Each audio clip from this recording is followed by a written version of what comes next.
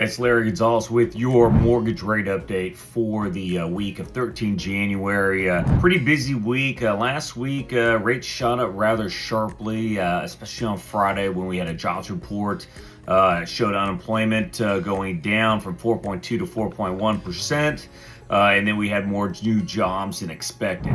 This week, we have inflation reports. It starts out on Tuesday with the producer price index, which is the wholesale inflation report. That one is not as big, though, as the Wednesday consumer price index, which is the inflation report for folks like you and me. So that's coming out. We also have the Fed Beige Book on Wednesday. Thursday, another big day. We have initial jobless claims, and then we also have the retail sales report. So a couple big reports. Retail sales, that actually may be our saving grace. I don't really see much happening positive with the inflation reports this month, but hey, a good surprise could send rates lower, and we sure do need it. There's not that much going on this week. A lot of housing reports coming out. Really all we see. Let's talk about rates. Hey, I told you rates went up on Friday. We're conventional. We're at 7.24 on conventional 30-year fixed rate, 7.42 conventional jumbo. VA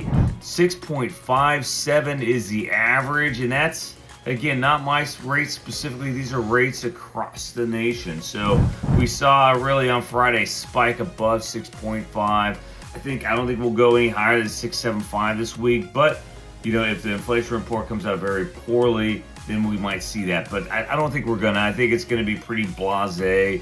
But expect rates to stay around 6.5% this week. That's about all I got for you this week. Inflation reports will let you know how things go, but have a great week, and we'll talk to you later. Aloha.